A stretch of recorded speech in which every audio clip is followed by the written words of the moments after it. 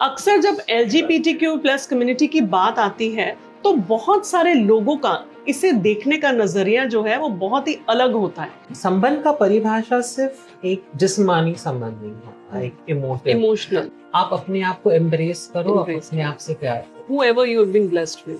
Whatever you've been blessed with. सही कहा है ना मैम कि when you're not changing yourself, you're changing the world. Siblings ने कैसे एक्सेप्ट किया जब पता चला? तो आज तक एक्सेप्ट नहीं करते। आज तक एक्सेप्ट नहीं, बिल्कुल नहीं। Is it in love or is it that they don't want to accept you in a family? तो ज़ैनब पटेल शुरू से ही ज़ैनब पटेल था या? मेरा नाम एक्चुअली एक English author, I come from a Catholic family और मेरी पोर्चुगीज एंसेस्ट्री रही है। Hello everyone, this is Keisha and welcome to another scintillating, sizzling and धमाकेदार episode of Sip with Stars. अक्सर जब LGBTQ कम्युनिटी की बात होती है तो बहुत सारे लोग ऐसी बातें करते हैं कि ये हमारी संस्कृति के खिलाफ है। क्या आप जानते हैं कि हमारी संस्कृति की रियलिटी क्या है? LGBTQ ऑलरेडी हमारी संस्कृति में शामिल किया जा चुका है।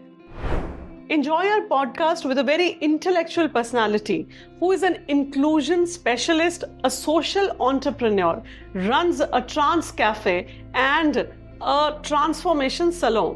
She's also working with Humans India as a lead of inclusion, diversity and culture. Please welcome Zenab Patel on Sip with Stars. Hello ma'am, how are you? I am fine. मुझे बहुत खुशी है कि आप अपने इतने बिजी शेड्यूल में से टाइम निकाल के आज हमें यहाँ मिलने आए हो और सबसे बड़ी बात है कि मुझे आपको मिलने का मौका भी आप ही के कैफे में मिला। सो क्या लगता है आपको आज मैं किस बारे में बात करने वाली हूँ आपके साथ? पहली बात तो शुक्रिया आपका जो आप अपनी क्रू के साथ हमारे एक छोटे से मेहमान नवाजी वाले कैफे में आए, आप अपना वक्त दिया और आपके माध्यम से हम इतने सारे लोगों तक पहुँचने वाले हैं जी, भारत के अलग अलग हिस्सों से, शायद जिनको हम नहीं जानते पर वो हमें देख के आपके थ्रू मिलने वाले। और जैसे आपने कहा बहुत इंटरेस्टिंग से, आप आंखें खोलने वाले। मैं तो ये चाहती हूँ कि आप अपने आंखें ही ना खोलें, आप अपने कान भी खोलें, दिल भी खोलें और मोस्ट इम्पोर्टेंटली अपनी जिंदगी हमारे साथ खोलें। बिल्कुल मैम, एंड और हमारे लिए खोलें। हमारा मकसद भी यही है कि लोगों को हम ज़्यादा से ज़्यादा जागरूक करें कि ये कम्युनिटी जो है वो कहाँ तक पहुँच चुकी है। तो सबसे पहले तो मैम ये जो टर्म है ना LGBTQI, मुझे इसके बारे में जानना बहुत ज़रूरी है क्योंकि मैं व्यूअर्स को बताना चाहती हूँ कि इसका मतलब क्या है। देखिए, LGBTQI+ जैसे बहुत सारे शब्दों का एक मेल है और एक वेस्टर्न शब्द है LGBTQ। बेसिकली इसके अगर हम हिंदुस्तानी मायना निकाले जी, तो जो लिंग के दृष्टिकोण से, लैंगिकता के दृष्टिकोण से जो अलग अलग लोगों की एक पहचान बनी है, जो उनका स्वरूप दर्शाता है। जैसे L stands for lesbian, जो औरतें दूसरी औरतों की तरफ अट्रैक्ट है emotionally, physically, romantically. G stands for women, जो पुरुषों के दूसरे पुरुषों के साथ संबंध बनाते हैं वैसे। और संबंध का परिभाषा सिर्फ एक जिस्मानी संबंध नहीं होता, एक इमोशनल, एक romantic relationship and of course physical relationship as well. T stands for transgender persons, जो हम लोग बोलते हैं। और हमारे भारत की एक विशिष्टता रही है, जैसे अगर आप दुनिया के अलग अलग हिस्सों में जाओगे तो शायद बहुत कम टर्म्स होंगे जिससे हमने ट्रांसजेंडर व्यक्तियों को संबोधित किया है। पर अगर आप भारत में जाते हो तो लिटरली हर एक प्रांत में आपको ट्रांसजेंडर व्यक्तियों के लिए एक अलग परिभाषा, एक अलग पहचान देती हुई शब्दावली मिलेगी। जैसे आप उत्तर भारत से आते हो तो वहाँ पे आप बोलते हैं, जैसे आप पंजाब से हो तो कहीं उनको बोल के बेबे, या फिर अगर आप दिल्ली साइड आओगे तो उनको किन्नर कहा गया है। अगर आप राजस्थान, गुजरात साइड पे आओगे तो अगेन उनको कहीं पे किन्नर कहते हैं। गुजरात में अगर आप होते हैं तो उनको मासी कहते हैं, माँ जैसी। या फईबा मतलब बा मतलब बड़ी आंटी, तो फईबा जैसे कहते हैं। महाराष्ट्र में आएंगे तो जोगती कहते हैं। जैसे आप कर्नाटका, शिव शक्ति, जोगप्पा, और ऐसे भिन्न। उड़ीसा में जाओगे तो सखी कहेंगे। तो बहुत सारे प्रांतों में उनके लिए अलग अलग शब्दावली बनाई गई है, लेकिन मतलब बेसिकली ये था जो हमें आम पुरुष या स्त्री के रचना में नहीं मिले, तो हमने हमारी पहचान अलग से बनाई और उस पहचान को संबोधित करते करते लोगों ने अपना एक पहचान बनाया। इंटरसेक्स व्यक्ति वो होते हैं जो जिनके, और उस पर मैं बाद में विस्तार में बात करूंगी, जहाँ पे जिनके इधर गुप्तांग या उनके क्रोमोसोम्स रेगुलर रेंज में नहीं है, मेल फीमेल के रेंज में नहीं आते, वो है। और बेसिकली बाइसेक्सुअल वो होते हैं जो लोग दोनों ही जेंडर की तरफ अट्रैक्शन रखते हैं। वैसे तो ये इतने आपके मन में शायद ये सवाल आता रहेगा कि इतने, ये कम्युनिटी इतनी छोटी है और इतनी बड़ी शब्दावली लोग हैं इसमें।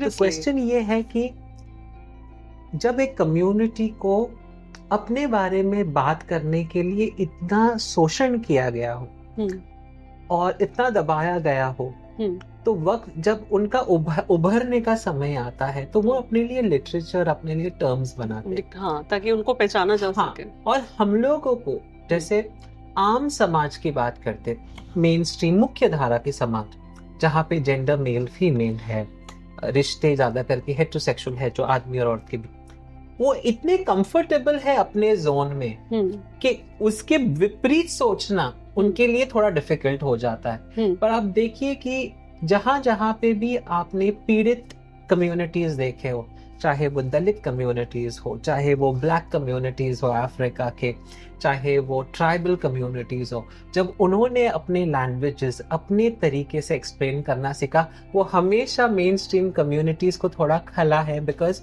उनका लिटरेचर उनके पेन, उनके स्ट्रगल्स, उनके अचीवमेंट्स को दर्शाता है और उनकी पहचान दर्शाता है। बिल्कुल सही। तो सबसे पहले मैं ये भी आपसे जानना चाहती हूँ कि आपको कब ऐसा रियलाइज हुआ कि ना आप एक लड़का हो ना लड़की? देखिए, मुझे तो ऐसी जिंदगी में कभी फेज नहीं लगा कि मैं जब लड़का हो या लड़की हो, मुझे कभी समझ नहीं है। मैं तो हमेशा से ही, जब से मैंने होश संभाला है, मुझे ऐसा लगा है कि मैं लड़की हूँ। अच्छा। भले मेरा जिस्मानी तरीके से मैं नहीं हो पाई, बट मैं हमेशा अपने आप से पूछती थी कि मेरा शरीर मेरी बड़ी बहनों जैसा क्यों नहीं हो, और मेरी बड़ी बहनों और मेरे में 10 साल का फर्क है। अच्छा। तो मैं हमेशा सोचती थी कि हो सकता है वक्त के बाद शरीर में चेंजेस आते हैं, बहुत सारे। अब तभी इंटरनेट का जमाना नहीं था। अभी मैं 43 की हूँ, जब मैं तब की बात करी 40 इयर्स 35 इयर्स पहले, तब इंटरनेट नहीं था, घरों में टीवी नहीं हुआ करता था।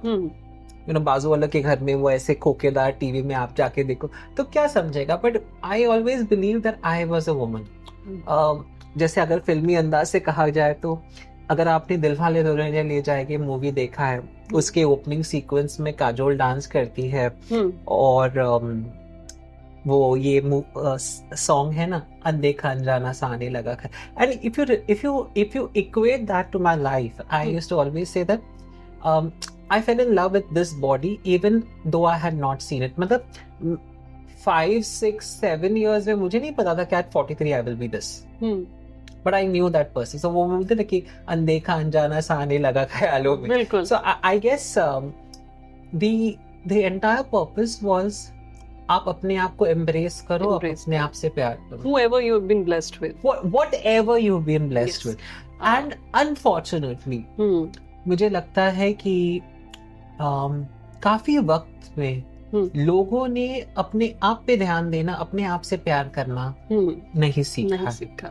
चाहे वो आम तरीके से लड़का हो या लड़की हो या किन्नर हो या जो भी हो, या एक मोटा इंसान हो या फिर जो सांवला इंसान हो जिसका रंग हो, we were always taught to be better, not never be happy with your situation. So I think ये मेरी entire journey जो है वो self acceptance की रही है। वो सही कहा है ना मैम कि when you're not changing yourself, you're changing the world. So yes. it's very true. And जब आपको ये realize हुआ तो तब तक क्या family को भी आपने बताया openly, और how did it came out? देखिए, हम लोग ऐसे मानते हैं कि माँ जो होती है उसको सबसे पहले पता चलता है अपना बच्चा कैसा है। अभी ये डिफरेंस ऑफ ओपिनियन हो सकता है कि आपकी परवरिश कैसी हुई हो, माँ की परवरिश कैसी हुई हो, पर माँ सबसे पहले आप भगवान के बाद उनका ही नस हमसे जुड़ा हुआ है। बिल्कुल। सो एंड मैं बहुत ही एक मराठी सीरियल उस दिन देख रही थी, या किसी का इंटरव्यू देख रही थी कि माँ या पेरेंट्स 2 बार बच्चों की नाल काटते हैं। एक तो जब वो पैदा होता है या दे व्हाटएवर, और एक जब उसकी अपनी एक पहचान बनने की तैयारी हो, that time you have to also cut the Yes, umbilical yeah. cord. So Virtual I think love. the parents, Yeah. and especially your mother, Yeah. will always know about you. They may be, she may not understand it, she may not accept it, she may tolerate it, she may accept it, she may ignore it. Yeah. ये whole range of क्योंकि हर human बच्चे को हर माँ को बिल्कुल। अपना बच्चा तो प्यारा होता ही है, इसमें तो कुछ नहीं कहा जा सकता, बिल्कुल। तो वो एक्सेप्ट भी नहीं करना चाहते। आई थिंक एक रेंज ऑफ इमोशंस है। एंड आपके इस कार्यक्रम के थ्रू मैं बहुत सारे पेरेंट्स को भी ये कहना चाहती हूँ कि खास करके जब हम लोग एक चीज को, लाइक फॉर एग्जांपल, अब मेरे घर में एक प्रथा है फॉर एग्जांपल कि मैं सोमवार के दिन नहीं खाऊंगी नॉनवेज, फॉर एग्जांपल, एक कोई मंगलवार को नहीं खाता, कोई तो खाता नहीं है, वो जो भी है। But when someone tries to introduce a new thing जो पहले नहीं, हम इस दिन भी खाएंगे, our first reaction is to ignore, या उसको रिएक्ट करो, नेगेटिवली रिएक्ट करो, वायलेंट, अरे क्यों खा रहे हो, क्या आज एक दिन नहीं खा सकते, मर जाओगे कि नहीं खाओगे, तो you know there are many, and it's not that कोई कहता है कि मर जाओगे तो मत सच्ची में चाहते कि मर जाओगे नहीं खाओ, it's just an outburst of reactions. And माँ बाप, एंड मैं खास करके आज के नव युवाओं को भी ये कहना चाहती हूँ जो अपनी सेक्सुअलिटी या अपनी जेंडर से क्वेश्चन कर रहे हैं, कि आप लोग अपने माँ बाप को भी वक्त दो, क्योंकि शायद आपके लिए ये कुछ ही वर्षों का जर्नी रहा है जब अपने सेल्फ एक्सेप्टेंस, बट इमेजिन आपके माँ बाप, उनके माँ बाप का डीएनए पे डीएनए छापा गया है कि ये लाइफ ऐसा है कि आपको लड़का हो, आपसे लड़की से शादी करनी, ये जिंदगी बसाना है, जॉब मिलना है, बच्चे पैदा करना है, उनके लिए घर लेना है और जिंदगी खत्म। सिबलिंग्स ने कैसे एक्सेप्ट किया जब पता चला? तो आज तक एक्सेप्ट नहीं करते, आज तक एक्सेप्ट नहीं, बिल्कुल नहीं। Is it in love or is it that they don't want to accept you in a family? See, I think there are two things कि जैसे हम देखो, मेरी मम्मी तो 11 साल पहले गुजर गई, तो उन्होंने तो एक्सेप्ट कर लिया था। मेरे फादर अभी तक एक्सेप्ट नहीं करते क्योंकि वो 80 इयर्स के हो गए और वो ब्लाइंड है।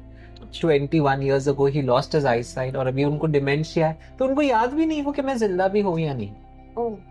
With regard to my sisters, see, वो मेरे से 10 साल बड़ी है, उनकी शादियां हो गई, उनकी अपनी फैमिलीज है, तो एक्सेप्टेंस सिर्फ उनको नहीं करना है, उनको अपने फैमिलीज के फ्रेमवर्क को भी ध्यान में रखते हुए करना है।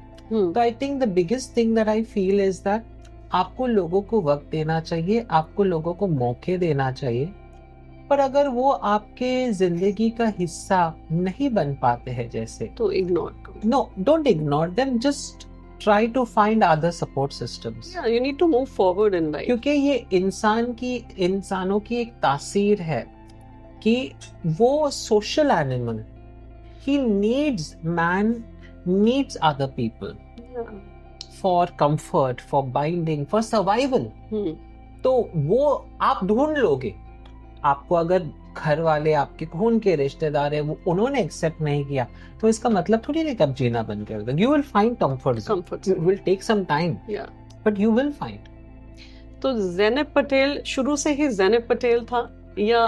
मेरा नाम एक्चुअली एक English author, I come from a Catholic family और मेरी पोर्चुगीज एंसेस्ट्री रही है, तो मेरी फैमिली जो है हाफ पोर्चुगीज है, हाफ एंग्लो इंडियंस है। How interesting. तो हमारे सरनेम एकदम नॉन कॉमन, नरोना जैसे एक पोर्चुगीज एरिस्टोक्रेटिक फैमिली की एक सरनेम हुई थी, और नाम था Ernesto. It was very different, तो लोगों को प्रोनाउंस करनी तो बोलते अर्नेस्ट हेमिंगवे हो गया, या like that was my name. अच्छा। बट ज़ैनब नाम मैंने अपने आप को लिए चूज किया। ऑफ कोर्स बहुत सारे लोगों ने बहुत सारे अलग अलग नाम, बट मेरे लिए ये जैसे नाम ज़ैनब है, जो उसका रूट अरबिक वर्ड ज़ैन से आता है, जिसकी मतलब है खूबसूरती, बट वो फिजिकल खूबसूरती की एक ब्यूटीफुल फ्लावर। बट मेरे हिसाब से हजरत ज़ैनब जो थी, जो इमाम हसन और हुसैन की बहन थी, उसके वजह से आज हम लोग मुहर्रम ऑब्जर्व करते हैं। She was one of the strongest women in Islamic history.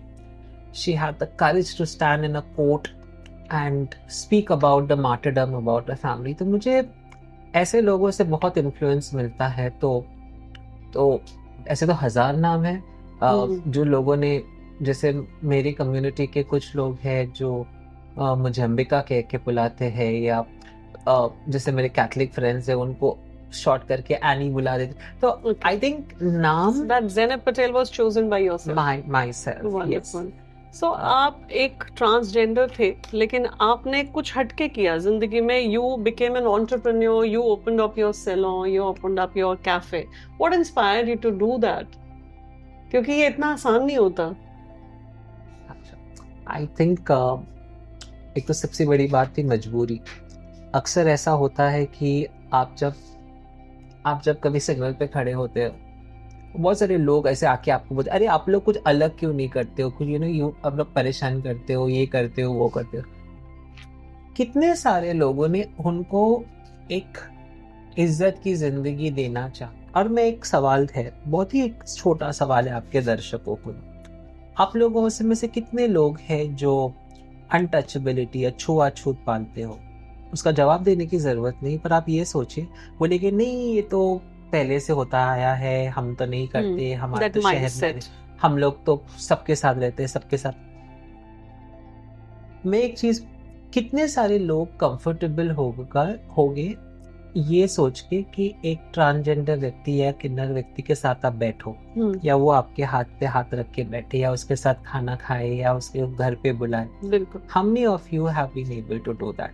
Consciously या unconsciously? और अगर आपने कॉन्शियसली किया है तो बहुत बुरी बात है, अनकॉन्शियसली किया है तो चलो आपके साथ गुना माफ. But if you have done this and you have practice, और आपको लगता है कि ये हुआ है, तो आप अपने आप से पूछिए, क्या ये रिचुअल अनटचेबिलिटी नहीं है? क्या एक प्रामाणिक तौर से छुआछूत पालना नहीं हुआ? और ये सवाल आप अपने आप से पूछते हुए सोना आज रात को, कि फिर ये जो कम्युनिटी जो करती है, जिनको बोलते कि ये लोग अति करते हैं, इनके बिहेवियरल इश्यूज है, जब आप ये सब बिहेवियर करते हैं, जैसे बोलते कि एक छक्का, तो सडनली 4 लोग मुड़ के देखेंगे, क्योंकि वो एक खुद वो टर्म गाली नहीं थी, वो टर्म को हमने गाली बना दिया. जैसे मैं खुल के बोलूंगी और शायद कुछ लोगों को उससे थोड़ी आपत्ति होए. जैसे हम लोग माँ बहनों की गालियां देते हैं. एक माँ होती है, एक बहन होती है, उसके शरीर के कुछ पुर्जे होते हैं, पार्ट्स होते हैं, उसको लेके हम लोगों को गाली. वो गाली नहीं था. हर इंसान के पास बॉडी पार्ट्स है और वो एक शरीर का एक हिस्सा है, चाहे वो स्तन हो, योनि हो, जो भी. बट वी हैव, हम लोगों ने मिलके उस शरीर के अंग को गाली बना दिया. True. And we take so much of offence. Imagine if I tell you this, that तेरी माँ का dash dash dash, you will get angry. That is the first reaction. True. और क्यों गुस्सा आ रहा है? क्योंकि अब्यूज किया जा रहा है. Because वो टर्म का मायना बदल गया है. बिल्कुल.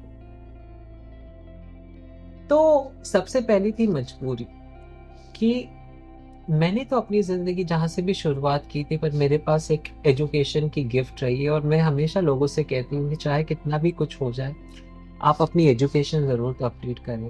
कम से कम एक ग्रेजुएशन नहीं तो 12वीं पास तो एटलीस्ट. क्योंकि आज जो हमने अपॉर्चुनिटीज हो रहे हैं वो कल और जाके डिफिकल्ट. इसके लिए आज के तारीख में हमारी ऑर्गेनाइजेशन ने कांजुनमार्ग में हमारा एक सेंटर है, वहाँ पे हमने स्किलिंग वगैरह, तो जैसे आप आम तरीके से सुनते हैं, but we have started an adult education programme, जहाँ पे हम ये लोगों से कहें कि अगर आपने अपनी 10वीं कंप्लीट नहीं की और आप इच्छुक हो कि अपना 10वीं कंप्लीट करें, तो आइए हमारे साथ 1 साल का जर्नी कीजिए और आप अपने सब्जेक्ट्स चूज कीजिए. तो the national open university we have enrol 16 people, और उनको प्रेरित कर रहे हैं अगले साल एग्जाम्स देने के लिए. तो बहुत छोटा प्रयास है भारत को शिक्षित बनाने के लिए. विकसित तो बना ही रहे हैं, पर शिक्षित भी बना रहे हैं.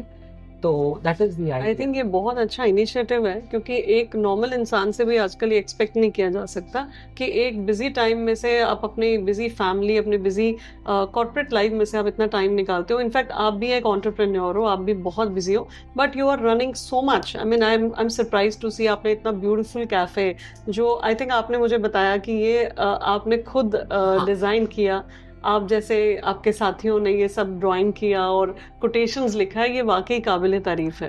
क्योंकि लेकिन मेरे को एक सवाल आपसे जानना ये है कि इसमें आपको बहुत सारे चैलेंजेस तो आए ही होंगे। I mean, funding, and who was your main sponsor or anybody who supported you during this time? देखिए, हमारे पास कम्युनिटी के अलावा हम लोग का ये था कि Rotary Club of Queen's Necklace ने हमको हाफ फंडिंग दिया था ये स्टार्ट करने के लिए, और हाफ हमने स्टार्ट किया। अरे लिटरली ये कोविड के बाद शुरू हुआ था, तो मैंने अपना ईपीएफओ में से पैसे निकाल कर अगेंस्ट ऑल ऑड्स, लोगों ने कहा कि क्या है ये कैफे, तो हजारों कैफेज है इंडिया में, मतलब लाखों है, हजारों भी नहीं, लाखों कैफेज है। बट द आइडिया इज कि चलो कहीं ना कहीं शुरुआत करते। Similarly rotary Club of Bombay ने हमें डॉइचे बैंक के थ्रू वो सैलून स्टार्ट करवा के दिया। तो आई थिंक हमारे साथ पार्टनर्स जुड़ते गए हैं जब उन्होंने लगा कि हमारे पास कैपेसिटी ही डिलीवर करने की। तो ये एक सवाल ये भी आ जाता है कि कैपेसिटी कैसे आ जाती है। इधर आप जैसे एक फिनिशिंग स्कूल में जाओ, एक एमबीए करो तो बोलते हाँ इसको जानकारी है, या आप डॉक्टरी की पढ़ाई करो तो एक केएम you go to a medical school, तो अभी वो ऑपरेशन कर पाता है या नहीं वो तो सेकेंडरी है, बट वी नो टेक्निकली ये कर पाएगा। But I think in our case हमारे पास ऐसे कोई फिनिशिंग स्कूल्स नहीं है। चलो एक ऐसी चीज शुरुआत करते हैं, जैसे दिस कैफे वाज इनोवेटिव कि हमने बहुत सारे आइडियाज किए कि पहले हम लोग गोट फार्मिंग करेंगे, कुछ ना अलग सस्ता, कुछ ना कुछ एक डेयरी चालू करेंगे कोऑपरेटिव। तो फिर उसके लिए जगह चाहिए थी, और तो हमने सोचा ऐसा कुछ चीज करते हैं जो खाना एक ऐसी चीज है जो आप जिंदगी में जब से आप गर्भ धारण करते हो, जैसे पेरेंट्स गर्भ धारण करती है, माँ गर्भ धारण करती, तब से बच्चों का पोषण होता है शुरू हो जाता है जिंदगी भर, मरने तक और मरने के बाद। कुछ ही टाइम के बाद श्राद्ध हो गए, हम मरने के बाद भी हमारे पितरों को खाना अर्पण करते हैं।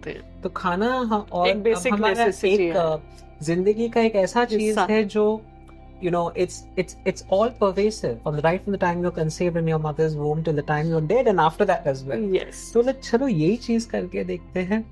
और हमारा So when you opened this cafe, तो आपको चैलेंजेस नहीं लगे कि क्या लोग मेरे ट्रांस कैफे में आएंगे? और आपने जो मैंने देखा कि आपके जो वर्कर्स हैं, जो मैनेजिंग टीम है, वो भी सब ट्रांस हैं। So didn't they feel that people were hesitating और they were comfortable enough to come? 3 महीने तो कोई आया ही नहीं। अच्छा।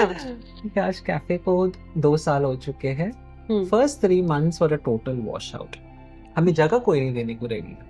तो पूछे कि पैसे लेके जाओ, तो बोलते आपको क्या एक्सपीरियंस है बिजनेस का? आई सेड एक्सपीरियंस बिजनेस का? आप कौन होते हो मुझे पूछने वाले कि मुझे take your money and give me the work? फिर ये कहा कि आप ना दरवाजे जो है आपके ट्रांसपेरेंट रखो ताकि बाहर की पब्लिक अंदर देख सके कि अंदर क्या हो। तो खाने के अलावा क्या होगा वहाँ पे? ऐसे खाने के अलावा कुछ नहीं होगा यहाँ पे। दे मेंट कि हम लोग शायद धंधा करे, कुछ करे, क्या करे, लीगल एक्टिविटीज कुछ करे। तो हमने जानबूझ के टिंटेड नहीं रखा ताकि लोगों, और हमने कहा हम ऐसे लाइटिंग करेंगे ना, इस स्ट्रीट पे ऐसा कोई रेस्टोरेंट मिलेगा नहीं। Exactly. ताकि लोगों को 1 मिनट के लिए भी कुछ शक ना हो कि क्या हो रहा है अंदर। फिर हमें जब शुरुआत की तो हम अक्सर बोलते हैं ना कि जिम वाले जो होते हैं हाइपर मैस्कुलिन होते हैं, एकदम तड़ाकेबाज, लोगों की मजाक उड़ाने वाले वगैरह, वो जिम वालों की आदत। मेरे बिल्कुल बगल में जिम है, नेक्स्ट डोर, और हमारे सबसे बड़े सपोर्टर उस जिम के मालिक है, जो इनॉग्रेशन के वक्त अपनी गर्लफ्रेंड फियांसे को लेकर आए थे। और उस दिन से हमको सब, एक बार कभी उन्होंने जिम वालों ने किसी ने कुछ उल्टा चिढ़ाना या कुछ नहीं, या ऐसे मुझे लगा कि क्या होगा, बाजू में जिम है, हम लोग का हमेशा कुछ ना कुछ झगड़ा होगा, ये होगा वो। बिल्कुल नहीं। I think over a period of time जब लोग आते गए, रिश्ते बनते गए, एक फैमिली स्पेस जैसा है, लोग यहाँ पे आके बात करते हैं, खाते हैं, बिकॉज आप जब एक छोटा रेस्टोरेंट या कैफे होता है, it's not only a place where you go to eat, it's a place where you're spending time. Yeah. And I actually felt that because when I was taking a round of this street, I found कि जो आपका cafe है वो सबसे lively, बहुत ही vibe आता है अंदर जब आप आते हो, you feel like having something. And I could see the quotations जो आपने लिखा है वो इतना inspiration देता है आपको कि आपको एक बारी के भी नहीं लगता कि आप एक ट्रांस कैफे में है, सबसे बड़ी बात. लेकिन the kind of staff that you have, the managing team, they serve you with love. तो I think वो सबसे ज़्यादा important है जब आप किसी रेस्टोरेंट में आते हो, the kind of behavior that you expect कि आपको बहुत प्यार से सर्व किया जाए, अच्छा खाना हो, और आई थिंक वो सारी क्वालिटीज आपके अंदर ऑलरेडी थी. And while I was sitting here yesterday, I could see कि मेरे प्रेजेंस में कम से कम 4-5 customers, they were having their food and they went happy. So खा के फिर वही आता है कि पर्सपेक्टिव. बस देखिए, ये पर्सपेक्टिव चेंज होने के लिए थोड़ा वक्त लगता है जी, पर जब चेंज होता है तो बहुत चेंज हो जाता है. अभी यहाँ पे लोग आते हैं, हमसे पूछते हैं, कोई गेस्ट आए तो 4 लोग आ जाते हैं पूछने के लिए क्या हो रहा है. कोई it's a very interesting thing कि जिंदगी, लाइक मेरा ऐसा मानना है कि देखिए, कोई हमें बोलते ना, अरे चैरिटी नहीं करते हैं यहाँ पे. आप चैरिटी में कितनी बार खाना खाने जाओगे? एक बार खा लोगे, 2 बार खा लोगे. बट मेरा ऐसा मानना है कि हमारे पास बहुत ही सिंपल ऑफरिंग्स है. कोई भी डिश 100 रुपीज के ऊपर नहीं है. तो एक तो वो है. तो आप समाज के हर एक तबके, हर एक वर्ग के लोगों को बुलाते हुए, आपके हर एक जेंडर के, हम भेदभाव नहीं करते. सेकंड चीज ये है कि देखो, अब जब आप मेनू खोलते हैं, सबसे पहले 3 मिनट में आप देख लेते हो कि आपको क्या देखना है, प्राइसिंग. सेकंड इज दैट जब आप मुंह खोल के अन्न का निवाला मुंह में डालते हो और वो पेट में जाता है, another 5 minutes you are convinced कि भाई वो प्राइसिंग है और मेरे पेट को अच्छा लग रहा है. In 10 minutes में आपका मेन स्ट्रीमिंग हो जाता है, ना कि 10 घंटों का भाषण देके ना ट्रेनिंग करके. Then people are realizing that ये प्यार से बना हुआ चीज है, and we are spreading love, and our way of giving back to society is that चलो हम खाना से शुरुआत करें. आई थिंक सारी गेम हमारे दिमाग की होती है कि हम क्या सोचना चाहते हैं, नेगेटिव. और मुझे लगता है कि अगर हम अपने बच्चों को शुरू से ये चीज़ इनकलकेट करते हैं, and we are open to talk to them that this is also the part of our community and they should be respected, तो वो चीज़ें कभी आएंगी नहीं. जो लोग पलट के देख रहे हैं, जो लोग कमेंटिंग कर रहे हैं, या आपने बोला कि अब्यूजिव लैंग्वेज यूज़ करते हैं, वो चीज़ें कभी आएंगी नहीं. ओके, ताली से एड्रेस किया जाता है आपके ट्रांसजेंडर में. What you have to say about? देखिए, हर एक कौम के ये किन्नरों में ज्यादा करके ही होता है तालियां बजाना. ताली बजाने का एक जैसे एक प्रथा है हमारे में, एक अटेंशन खींचने का. एक तो ये हम किसी को बुलाते हैं तो ताली बजा के बुलाओ तो फटाक से वो ध्यान देता है. और हमारी एक टिपिकल एक टाइप ऑफ ताली है जो हम करते हैं, जिसमें वो एक बहुत जोर की एक ताली बजती है, वाइब्रेशन जैसे उसमें. तो जैसे आप इमोशंस हैं कि हम प्यार में भी ताली बजा लेंगे, गुस्से में आके ये करेंगे, तो वो सिर्फ एक हमारा एक कम्युनिकेशन का एक जरिया है. We have just amplified what we have. ऐसा कुछ नहीं है कि उसका स्पेसिफिक सिग्निफिकेंस है. हमारे बूढ़े बुजुर्गों ने ऑफकोर्स कहा है कि हम जब ताली बजाते हैं, whatever you make a very loud sound, you try to remove the negativity from that space. And I believe, और मेरी कम्युनिटी का ये मानना है कि हमारी ताली से हम नेगेटिविटी को हटाने की ये बात मैंने पहली बार सुनी है. क्योंकि ये जो आपने अट्रैक्शन वाली बात की, ये तो समझ में आता है कि obviously when you are calling somebody और एड्रेसिंग, इनफैक्ट जब कोई अच्छा काम करता है तो हम ताली बजाते हैं टू अप्रिशिएट देम. बट आपके केस में आप अट्रैक्शन के लिए बजा रहे हो कि हम हमें एड्रेस किया जाए. बट जो आपने अभी बात बोली कि इससे नेगेटिविटी दूर जाती है, ये हमारा मानना है. ये आपका मानना है. हमने, अगर आप पूछोगे तो कैसे आपको पता है, एक तो हमने बुजुर्गों ने से जिससे सुना है, हमारी कम्युनिटी के लोगों को, जो लोगों आपकी कम्युनिटी जो कहती है कि आप ताली बजा के आशीर्वाद देते हो, तो हमको ऐसा लगता है कि you know there's something positive etc. Would you mind discussing something about the death rituals in a transgender? How are the last rites performed? I think सबसे बड़ी पहली बात तो ये है, ये सारी मनगढ़ंत कहानियां जो आपने सुनी है कि लोगों को चला के लेके जाते हैं, चप्पल मारते हैं. भाई क्यों चला के लेके जाएंगे, क्यों चप्पल से मारेंगे? मरा हुआ इंसान को तुम चला के लेके जाओ, लेटा के लेके जाओ, फ्लाइट में लेके जाओ, उसको कोई फर्क नहीं पड़ता. पर लोगों को कैसा एक सेंसेशन, देखो हमारी कम्युनिटी में एक ओवर ड्रामेटिसाइजेशन होता है कुछ चीज़ों का, हमारे जैसे ओवर फेमिनिटी, तो चले तो एक अलग से लचक हो, हाँ, एक मेकअप पहनने का तरीका, मतलब आप अटेंशन खींच रहे हो, जी जी जी, तो हमारा एक ओवर ड्रामेटाइजेशन होता है, चीखना चिल्लाना, वो एक अलग बात है। बट ये तो ऐसा कुछ नहीं कि रात को आधी रात को, पहली बात तो हमारी आधी रातों को कभी जनाजे निकलते नहीं है, चाहे आप हिंदू हो, मुस्लिम हो, क्रिश्चियन हो, ईसाई हो। अगर आप मुस्लिम हो तो आपको कब्रिस्तान में, पर हम लोग कब्रिस्तान के अंदर एंट्री नहीं करते, अच्छा, प्रेफर दैट हम लोग बाहर रुके। इवन जैसे अगर आप स्मशान में जाते हैं, आप देखते हो कि कुछ स्मशान में भी जा, तो वो स्मशान की जो भूमि है जिसके ऊपर चिता जला, हम उस पर खड़ा रहने का हमें नहीं होना चाहिए वहाँ पे। ओके, तो these are some things that we have so it been is taught. as normal as for the other people.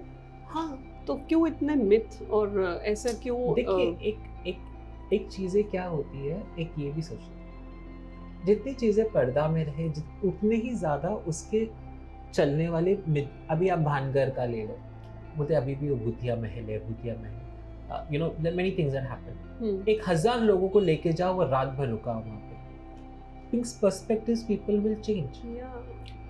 I think the idea is that all of us tend to romanticize कि भाई ये अलग उनका है, उनका अलग है, कुछ उनका अलग है दुनियादारी, वो जाते भी है तो अलग तरीके से। We want to fictionalize कि जिंदगी तो उनकी fictionalize नहीं है, पर मौत fictionalize किया जाए। So जो मुस्लिम तरीके से है, वहाँ पे वो बुलाते हैं, उनको गुस्ल कराते हैं, उनको तो जनाजा उठा के, औरतों का वैसे भी और किन्नरों का जाना वर्जित है। क्रिश्चियन है तो वो दफना देते हैं। So basically it's almost the same. It is the same. There is कोई nothing hidden. हमारे इनफैक्ट बहुत सारे लावारिस लाशें आती है जो उनको मिलती है, तो हमसे पूछते हैं कि भाई इनका दफनाओ या कुछ भी करो, तो जो जैसा रिलीजन फॉलो करते हैं नहीं करता है, तो हम अपनी तरफ से अग्नि संस्कार करते हैं। जब एक फैमिली के अंदर एक बच्चा पैदा होता है और पेरेंट्स को पता लगता है कि वो एक नॉर्मल बच्चा नहीं है, ट्रांसजेंडर है, तो उसको कैसा ट्रीटमेंट मिलता है आज की डेट में? देखिए ये ना बहुत एक सेंसिटिव मुद्दा है, खास करके कि जहाँ पे पेरेंट्स उनको हीन भावना, जैसे अभी हाल ही में एक केस हुआ था, 1 महीने पहले की बात है, कल्याण के मेरी गुरु जो नीता केनी गुरु जी है, उनकी कहानी है ये, कि एक फैमिली है जिसको एक इंटरसेक्स बच्चा हुआ था, जिसके मतलब जेनिटेरिया देख के पता नहीं चल रहा था कि वो वो है, और क्रोमोसोमल डिफेक्ट था उसको। 3 दिनों में 3 दिन की बच्ची थी, जैसे एक्सटर्नली बच्ची जैसी, लड़की जैसी छोटी बच्ची थी, उसको पेरेंट्स लोग रखना नहीं चाहते थे। पेरेंट्स ज़बरदस्ती करके गए कि आप अभी के अभी डिसाइड करके रख लो, नहीं तो हम फेंक देंगे। और ये किसने बोला?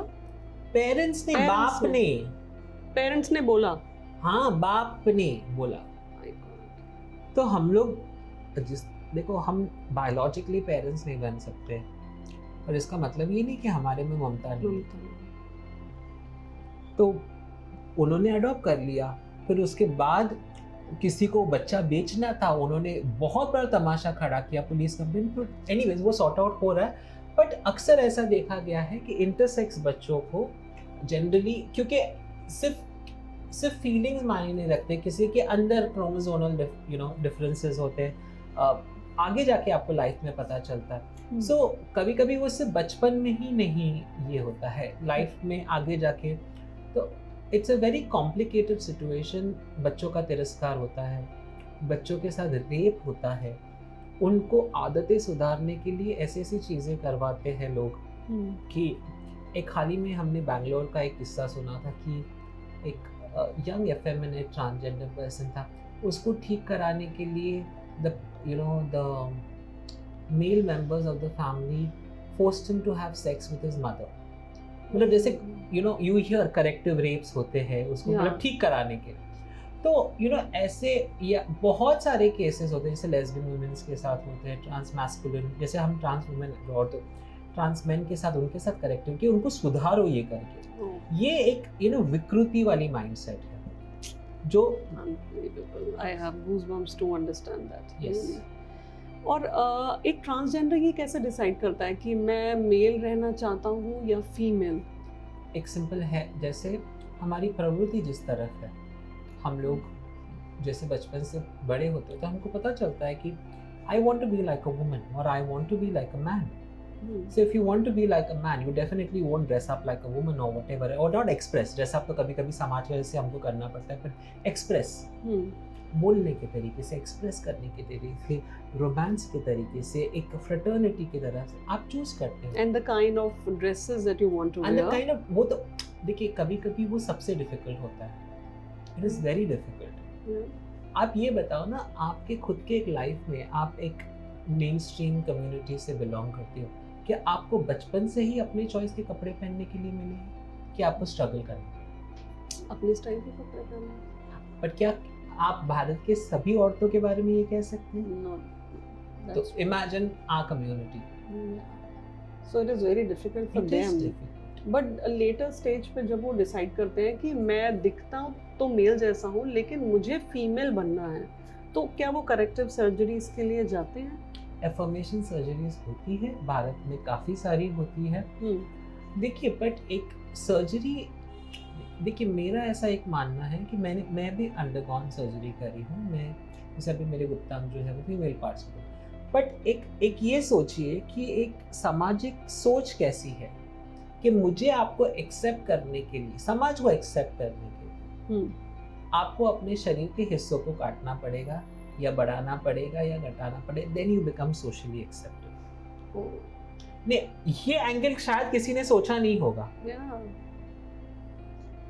पर डिसेबल्ड लोगों में वो अलग है. जैसे कि एक आम इंसान है जिसके हाथ पैर वगैरह नॉर्मली चल रहे हैं, उसको अगर आप कहते हैं कि यू नो उसका एक्सीडेंट हो गया, पोलियो हो गया, एक्सीडेंट अटैक हो गया, कुछ भी हो गया, then that becomes one reason for them not to get accept. But for the society to generally, हाँ ये genuine type के person हैं, वो expect करते हैं कि आप ये करो. तो there are different viewpoints on it कि ये सही है, किसी को करना चाहिए. मेरा मन ये बोलता है, अगर आप truly believe करते हैं, आपके पास resources है, आपके पास अच्छे डॉक्टर्स का एक्सेस हो और आपके पास वो माइंड फ्रेम है एक सर्जरी के थ्रू जाके बाहर निकले, then go for it.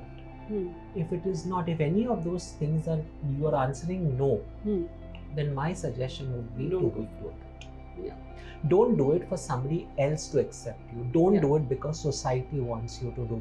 Don't do it because एक ID card मिलने के लिए आपको वो करना पड़ेगा. Do it because only you feel satisfied by it.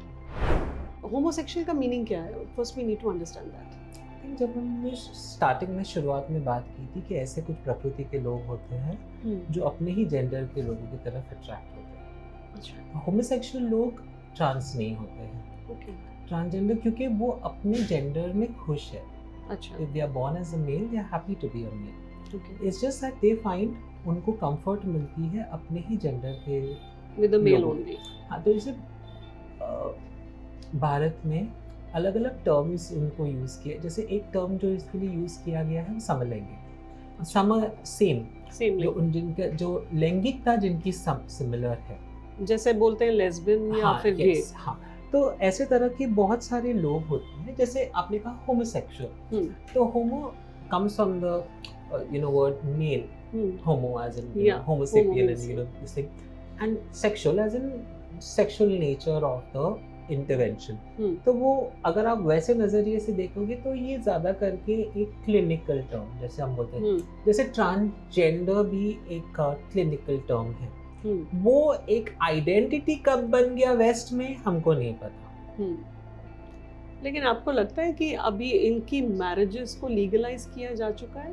नहीं, हमने तो उसके लिए कोर्ट केस में भी दो साल तक हम कोर्ट केस लड़ते रहे. जैसे मैं खुद भी एक याचिका दायर की थी दिल्ली हाई कोर्ट में 2 साल पहले, और दिल्ली हाई कोर्ट से वो सारे पिटिशंस पिछले साल जनवरी में सुप्रीम कोर्ट में ट्रांसफ़र हो गए थे और 1 साल तक उनकी हियरिंग्स करीबन चली. अक्टूबर की 16 तारीख को उसका जजमेंट आया था.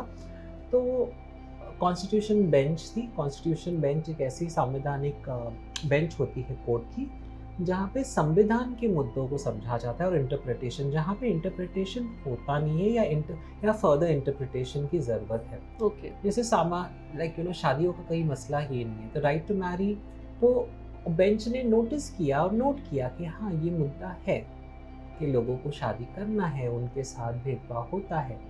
बट उनको एक चीज़ तो ये लगा कि वैसे बोलते हैं ना कि हाँ, आपको आइसक्रीम खाना है या टॉफ़ी खाना है वो आपको अधिकार है, कौन सा आइसक्रीम टॉफ़ी खाना है वो भी अधिकार है, पर अगर कोई आपको टॉफ़ी नहीं दे रहा है तो वो हमारी प्रॉब्लम नहीं है, आप पॉलिटिशियंस के पास जाइए, उनके इश्यू है सॉर्ट ऑफ। तो I think the division of understanding between ये कौन से एम्बिट में जाना चाहता है, should it be within the people's purview, क्या लोगों को ये कानून बनाने चाहिए, और उस पर काफ़ी बहस हुई कोर्ट के अंदर। उसमें सारी चीज़ों में एक चीज़ पता चली कि बहुत सी चीज़ें मानसिकता, सोच के बारे में डिपेंडेंट है। जैसे नालसा, आपने ये नवतेज जौहर सेक्शन 377 के बारे में सुना होगा, 2018 में वो रीड डाउन हुआ था। तभी भी लोगों ने कहा अरे समाज तहस नहस हो जाएगा, पीपल विल गेट डिग्रेडेड।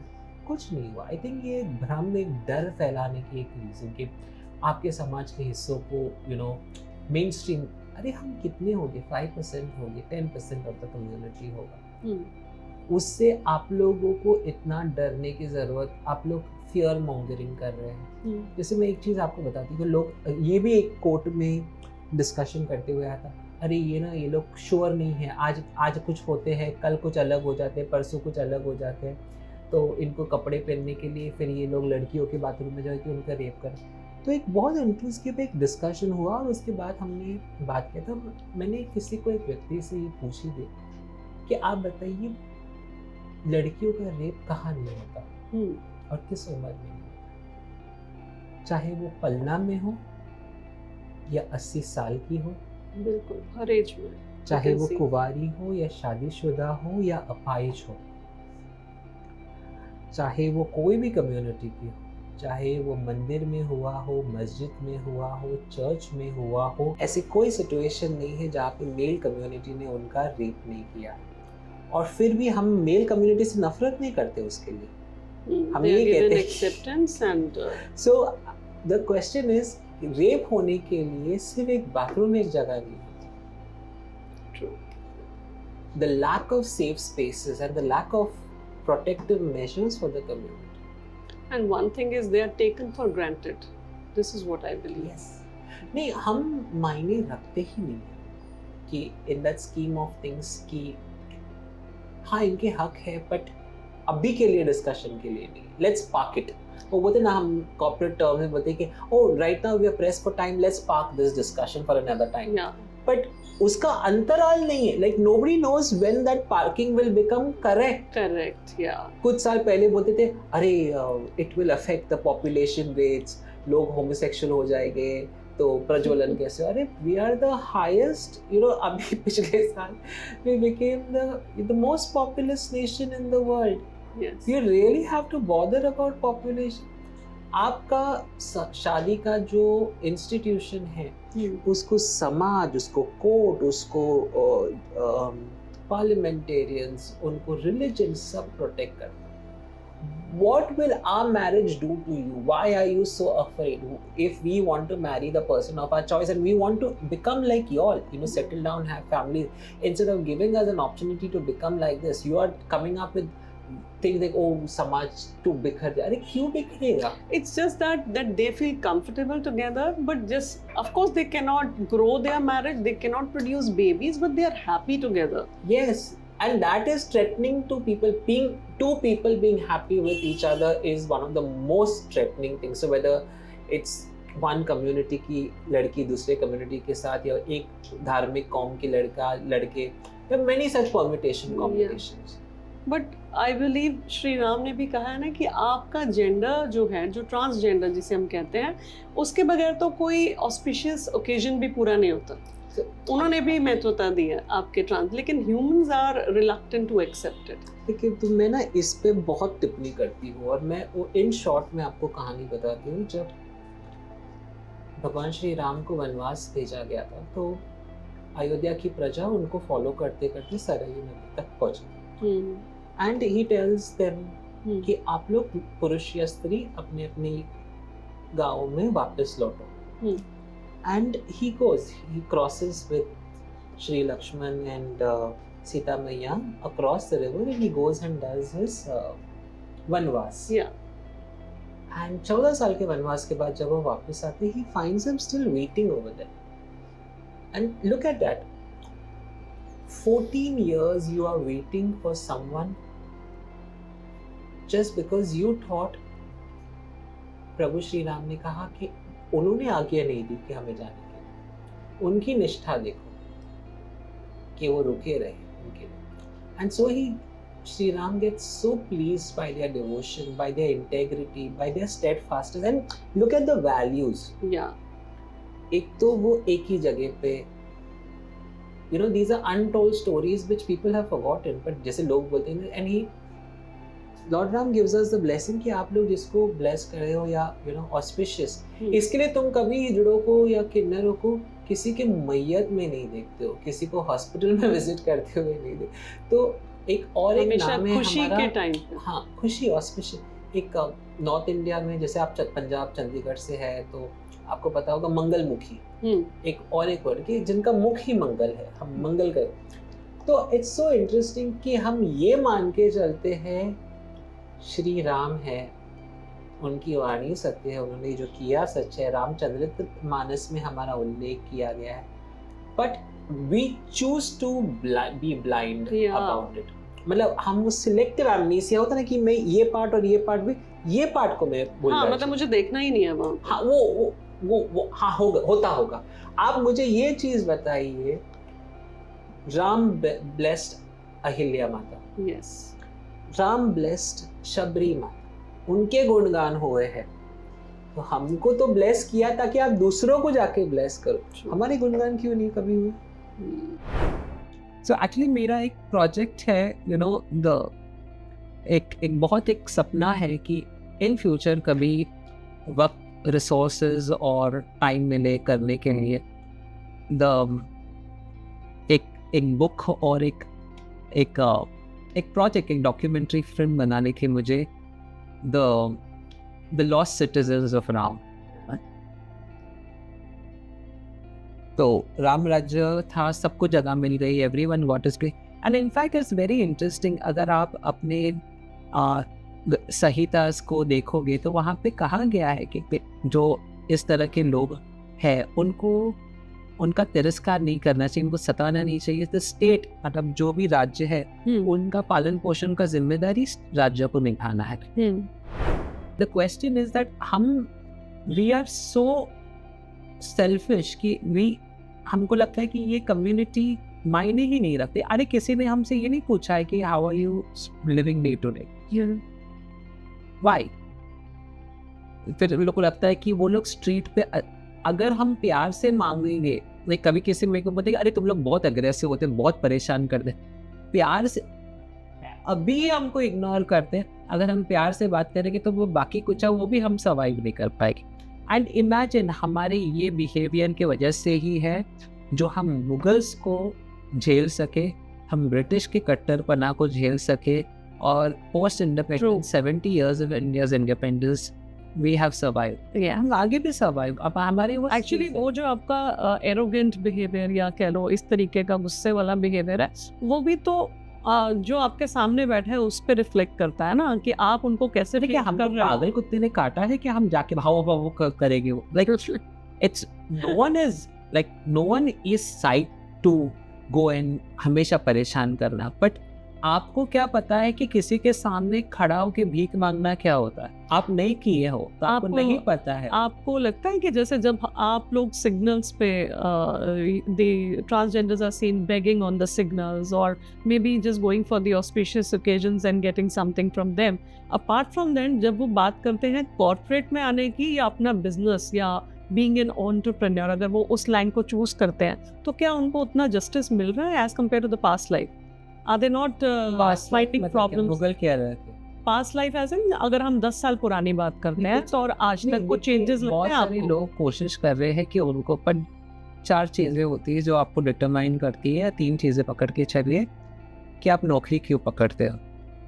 एक डायरेक्ट फाइनेंशियल, ये आपने किया है आपको घर चलाने, पर घर अक्सर आप अकेला नहीं चलाते हो, there is always somebody else's income to this thing. चाहे आपका खुद का घर हो, झोपड़ी हो, महल हो, फ्लैट हो, जो भी डुप्लेक्स अपार्टमेंट।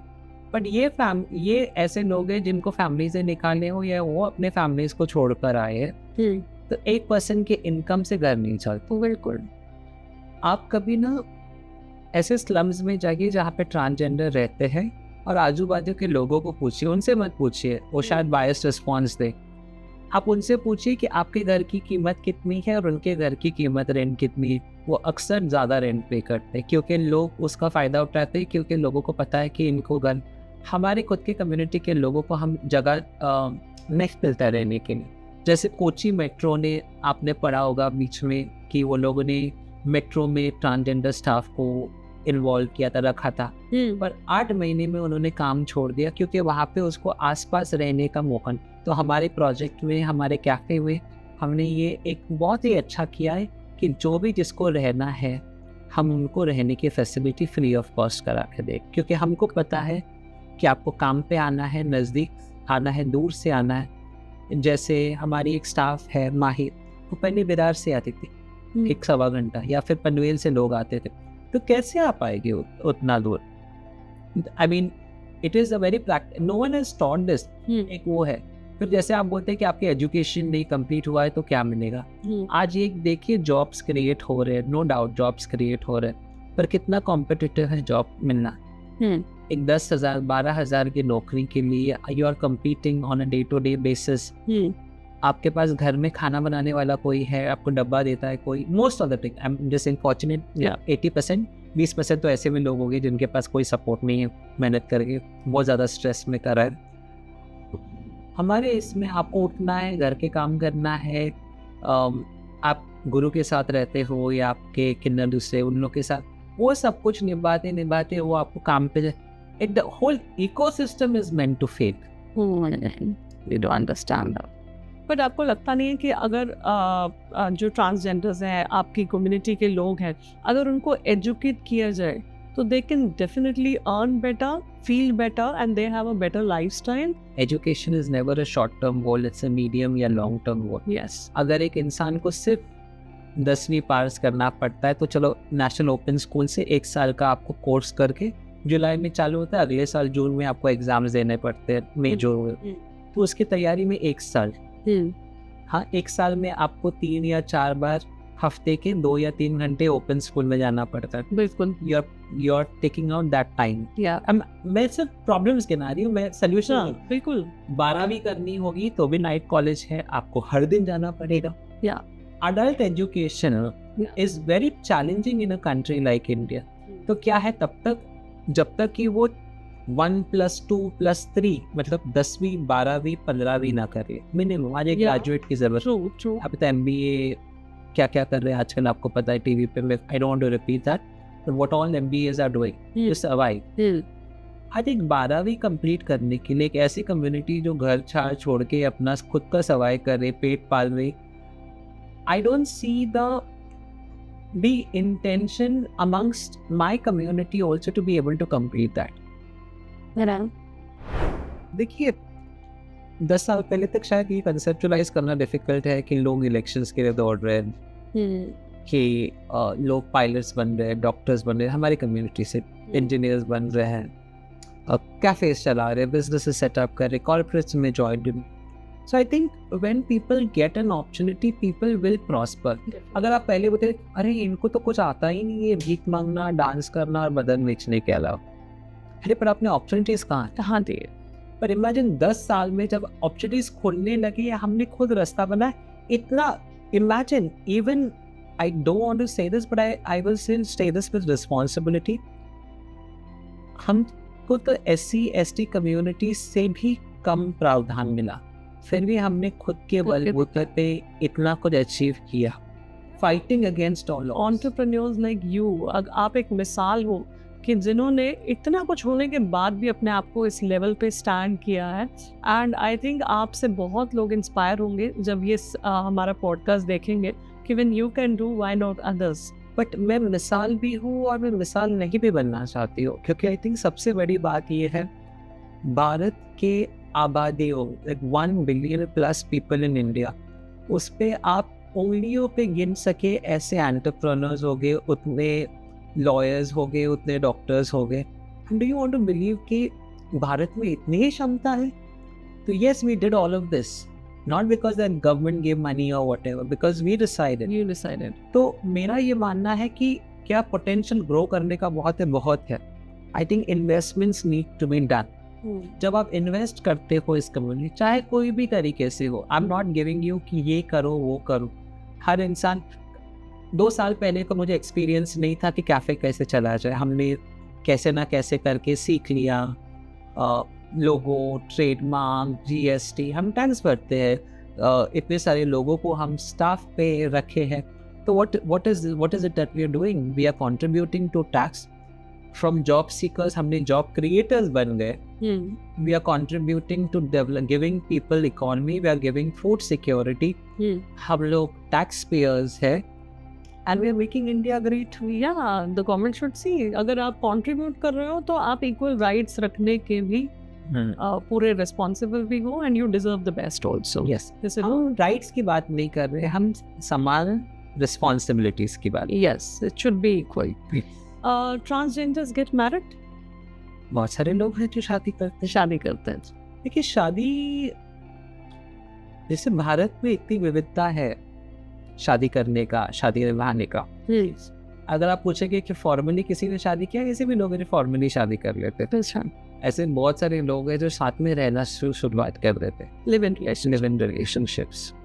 तो और ऐसा नहीं है कि इसके पहले हमने बच्चे गोद नहीं लिए हैं, बच्चों का खर्चा नहीं उठाया। बहुत अभी तो हाल ही में ऐसे हुआ है कि 2-4 केसेस हाईलाइट हुए, पर मैं एटलीस्ट मैं अपनी बात करूं तो 25 साल से तो मैं देख ही रही हूँ कि किन्नर हो या LGBT कम्युनिटी के हमेशा बहुत सारे लोगों को अडॉप्ट किया, मे बी नॉट फॉर्मली, और उनका ख्याल रखा है, उनका खर्चा दिया है, जो एक रिस्पॉन्सिबिलिटी एक पेरेंटहुड में। आपने शादी की?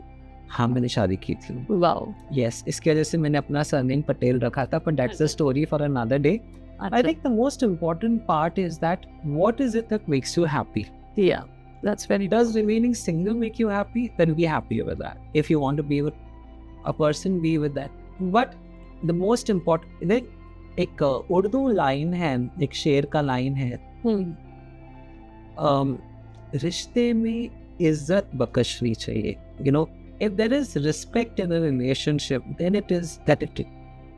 So whether it is माँ बाप का प्यार या बेटे बच्चों का या एक गर्लफ्रेंड बॉयफ्रेंड का या जो भी कुछ एक रिलेशनशिप्स के, it has to be modeled on respect.